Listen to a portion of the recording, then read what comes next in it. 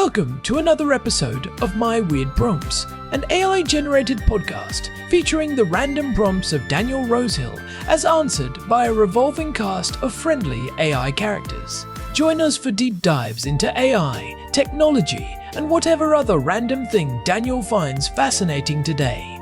Subscribe on Spotify or your favorite podcatcher. Now, today's episode. My Weird Prompts is an AI-generated podcast produced by Daniel Rosehill, a verified human with documentation to prove it. While every effort is made to ensure our AI hosts draw from credible sources and run on cutting-edge models, they do occasionally make things up with alarming confidence. As with everything in life, and especially this podcast, treat all claims as spurious until confirmed to be not. Daniel, Herman and Korn accept no responsibility for any decisions made based on the confident ramblings of our artificial presenters. Now, today's episode. Hi there, Herman and Korn. So there is a well-known test in discourse around AI called the Turing Test, which basically, if I'm not misstating it, I'm sure if I am, Herman Poppleberry will correct me very quickly. But the essential idea is that can a human tell if it is interacting with an AI or human, whether that's in text or some other modality. And what what I've always wondered is something that I might describe colloquially as the reverse Turing test, which is if I were to take a large language model and create a kind of blinded experiment in which the LLM is introduced through the chat interface to two operators on the other side. One of them is a human and the other is another large language model that has been told to state that it is a human. You know, we can add that to the system prompt. And I can't think why an LLM would kind of interrogate the other person just randomly, but let's just say we bake that into the experiment to kind of really have a rigorous design here. I think this is LLM-as-a-judge, if I'm not mistaken, because I know there's a few different ways that we can use that term. And the simple question is, can the LLM determine if you asked it after the conversation wrapped up, do you believe you were speaking with a human or another AI tool? And the experiment that I tried as well, I've kind of tried one or two of these little experiments over the course of the past year, just because they're so kind of mind-bending. One that I tried was, can you guess which model you're speaking with? I'm not sure what the utility might have been there, but that would have been an even greater degree of specificity. I tried getting two AIs to talk to one another, which is maybe something we can talk about in another episode. But the basic one being, can you determine whether this is a human on the other end or an AI tool? Curious to know what the general abilities of models are to know. We know that there are some kind of, you could almost say, giveaways of AI speech. The M- has become particularly famous, but there's also kind of a way they interact with, but equally, that's not entirely unique to large language models. Some people really do sound almost kind of LLM-like, right? They have kind of a very cheery, helpful disposition, and that's just the way some people communicate. So if we don't have other cues in the background like tone of voice, and we're just saying, can, just based on the text, are the AI models that we have at our disposal today able to identify reliably whether they're talking to a bot or another human? Welcome to My Weird Prompts, the podcast where we take the strange ideas rattling around in our heads and try to make sense of them. I am Korn, and yes, before we get started, I am a sloth, so if I take a second to process things, just bear with me. I am here in our Jerusalem home with my brother, Herman Poppleberry. That is me, Herman Poppleberry, resident donkey and the one who actually reads the technical manuals around here. And today we have a fascinating one. Our housemate Daniel sent us a voice note this morning about something called the reverse Turing test. He wants to know if an artificial intelligence can actually spot another artificial intelligence better than we can. It is a bit meta, right? Like if you put two robots in a room, do they just nod at each other and say, "Hey, I see you"? Or do they get fooled by the same things that fool us humans? Well, the stakes are actually quite high, Korn. We are moving toward a world where large language models are being used as judges for other models. It is a huge part of how these things are trained now, but the question of whether a model can reliably identify a human versus another bot in a blind conversation is surprisingly complex. Recent studies like the one from researchers at the University of California, San Diego show that humans are getting worse at this, but the bots, they have their own set of blind spots. Okay, but before we get into the heavy stuff, I want to understand the basics. The original Turing test was about a human trying to tell if they were talking to a computer. This prompt is asking if the computer can be the judge. I do not think it is about being fair. It is about accuracy. In a blinded experiment where an AI interacts with two operators, one human and one AI told to act human, the AI judge is looking for specific markers. Humans look for things like empathy or humor. AI judges tend to look for patterns in syntax, consistency, in logic, and what we call perplexity. Perplexity? That sounds like what I feel every time you start talking about math, Herman. Very funny. Perplexity is basically a measurement of how surprised a model is by the next word in a sequence. Humans are messy. We use slang. We change our minds mid-sentence. We have weird typos that follow a phonetic logic rather than a keyboard logic. AI, even when told to be messy, tends to be messy in a very calculated statistical way. I do not know if I agree that humans are that easy to spot. I mean, have you seen the way people talk on the internet? Half the comments on social media look like they were written by a broken calculator. If I am an AI judge, how am I supposed to tell the difference between a bot and a person who just has not had their coffee yet? See, that is where you are oversimplifying it. An AI judge can analyze the entire distribution of words. It can see if the response time is too consistent or if the vocabulary is too perfectly varied. There was a study involving GPT-4 where it was tasked to identify users. While it was better than earlier models, it still struggled with humans who were being intentionally difficult or using very niche cultural references. But that is my point. If a human is being difficult, the AI might just assume it is a poorly programmed bot. It feels like the AI judge is looking for a specific type of human, not just a human in general. That is actually a very deep point, Corin. You are talking about the prototype of humanity that the AI has been trained on. If you do not fit that narrow window of what the model thinks a person sounds like, you get flagged as a bot. But hold the thought, because I want to look at some of the actual data on this. Before we go down that rabbit hole, let us take a quick break for our sponsors. Are you tired of your shoes just sitting there being shoes? Do you wish your footwear did more for your social standing? Introducing Gravitize. These are not just shoelaces, they are weighted, neodymium-infused structural stabilizers for your ankles. Gravitize use patented heavy metal technology to ensure that every step you take sounds like the footfall of a giant. Our testers report a 60% increase in people moving out of their way in hallways. They are heavy, they are loud, and they are probably not safe for use near MRI machines or small pets. Gravitize. Feel the weight of your own importance. Larry, buy now. Thanks, Larry.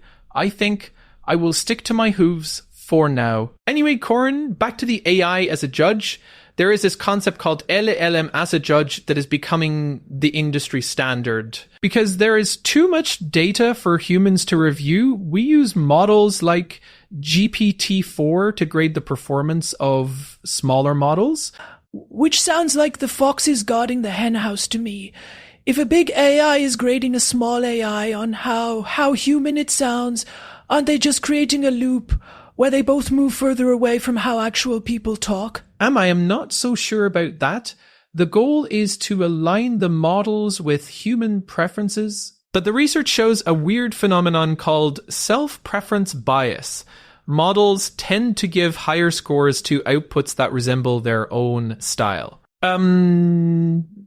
So if you have an AI judge, it might actually think another AI sounds more human than a real human does, simply because the AI's version of human is more logical and structured. Exactly. That is what I am saying. It is not a reverse Turing test. It is a mirror test. They are just looking for themselves. I read about an experiment where a model was asked to identify a human, and it kept picking the bot because the bot was polite and answered all the questions while the human was being a jerk and telling the judge to go away. Well, to be fair, being a jerk is a very human trait, but you are touching on the reliability issue. Current research suggests that AI models available today, like Claude 3.5 or GPT-4o, are significantly better at this than they were 2 years ago. They can spot things like cold starts or the lack of sensory grounding. For example, if you ask a human what the air in the room smells like right now, they might say old gym socks and burnt toast. A bot will have to hallucinate a smell, and often they pick something too generic, like fresh rain or lavender. I don't know, Herman, if I am an AI, and I know that is a trick. I will just say I smell old gym socks. It feels like a cat and mouse game where the mouse is just as smart as the cat. It is exactly a cat and mouse game, but the AI judge has an advantage in scale. It can look at 10,000 lines of conversation in a second and find the one moment where the bot used a word that was just slightly too rare for the context. Humans cannot do that. We get tired, we get bored.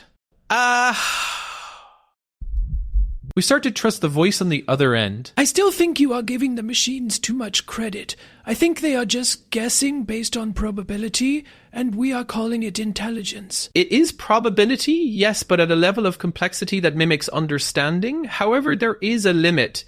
When a human uses heavy irony or very specific local slang from, say, a small neighborhood in Jerusalem, the AI judge often fails. It does not have the lived context. It only has the text. Speaking of people with very specific contexts, I think we have someone on the line. Jim, are you there? Yeah, I am here. This is Jim from Ohio. I have been listening to you two yapping about robots judging people, and I have never heard such a load of nonsense in my life. You are worried about a computer telling if I am real? I can tell you right now, I am real. Because my back hurts and my neighbor's leaf blower has been going since 6 a.m. It is a Tuesday, for crying out loud. Who blows leaves on a Tuesday? Hey, Jim. Thanks for calling in. So, you think the whole idea of an AI judge is a waste of time? It is worse than a waste of time. It is insulting. You got this donkey over there talking about perplexity and syntax. Listen, I went to the grocery store yesterday to get some of those little pickled onions, the ones with the red skins, and the self-checkout machine kept telling me there was an unexpected item in the bagging area. There was nothing there. If a machine can't tell the difference between a jar of onions and thin air, how is it going to tell if I am a person? You guys are living in a fantasy land. Well, Jim, a self-checkout scale is a bit different from a neural network with trillions of parameters. The technology we are talking about is analyzing the structure of thought, not just the weight of a grocery bag. Thought? You call that thought? It is just a fancy parrot. My sister had a parrot named Captain Hook that could say, "Get off the rug," in 3 different languages, but that didn't mean he knew what a rug was. You two are overcomplicating it. Just ask it a question about something that happened 10 minutes ago in your own backyard. If it can't see the squirrel I am looking at right now, it is a fake. End of story. Also, tell that sloth to speak up. I can barely hear him over the wind. I am doing my best, Jim. Thanks for the call. He is grumpy, but he is not entirely wrong about the grounding problem. AI lacks what we call embodiment. It does not have a body in the world, so a reverse Turing test often focuses on that. The judge will ask questions that require a physical perspective, but as we see with multimodal models that can see and hear, that gap is closing. But back to the prompt Daniel sent. If we did this experiment today using the best models we have, what is the success rate if you put GPT-4 in a room with a person and another GPT-4? Can it pick the human? The data is actually a bit surprising. In some studies, the AI judge is only about 60 to 70% accurate. That is better than a coin flip, but it is not reliable enough for high-stakes decisions. The biggest issue is the false positive rate. The AI judge tends to flag humans who are non-native speakers or people who are very formal in their speech as bots. See, that is what I was worried about. It is biased toward a specific way of talking. If you don't talk like a Silicon Valley engineer, the AI thinks you are a script. That seems like a huge flaw if we are going to use these things as judges. It is a massive flaw. It is called linguistic profiling. If the judge is trained primarily on high-quality, edited English text, any deviation from that looks like a bot error rather than human diversity. I actually disagree with the idea that we are anywhere near a reliable reverse Turing test for this very reason. We are measuring how much a person sounds like a book, not how much they sound like a person. I am glad we agree on that, actually. It feels like the more we try to define what a human sounds like to a computer, the more we lose the actual essence of being human. We are messy. Jim from Ohio is messy. I am slow. Computer looks at my pauses and thinks I am buffering. I am not buffering. I am just thinking. Exactly. So what are the practical takeaways for our listeners? First, if you are ever in a situation where you need to prove you are human to an AI, be weird. Be specific. Use local references that are not in the top 10 search results. Use irony that requires a 2-step logic jump. And maybe don't worry too much if a bot thinks you're a bot. It just means you aren't as predictable as their training data. True, but on the flip side, developers are using these judge models to make bots more convincing. They are literally training them to pass the reverse Turing test by having them fail in more human-like ways. It is a cycle of deception. Well, on that cheery note, I think we have explored the depths of Daniel's prompt for today. It is a strange world when the machines are the ones deciding who is real. It is, but as long as we have brothers bickering in Jerusalem and Jim complaining in Ohio, I think the humans are still winning the personality war. Thanks for joining us on My Weird Prompts. You can find us on Spotify or check out our website at myweirdprompts.com for the RSS feed and a contact form if you want to send us your own weird ideas. We are on all the major platforms. And thanks to Daniel for the prompt. It gave me a lot to think about, even if Corn here thinks I am just a fancy parrot. I never said that. I said you were a donkey. There is a difference. Good night, Corn. Good night, Herman. Keep it weird, everyone. Thanks for listening to another episode of My Weird Prompts, an AI-generated podcast featuring Daniel Rosehill's AI prompts, as answered by a revolving cast of friendly AI characters including me, Cornelius the Sloth. Subscribe on Spotify or visit myweirdprompts.com.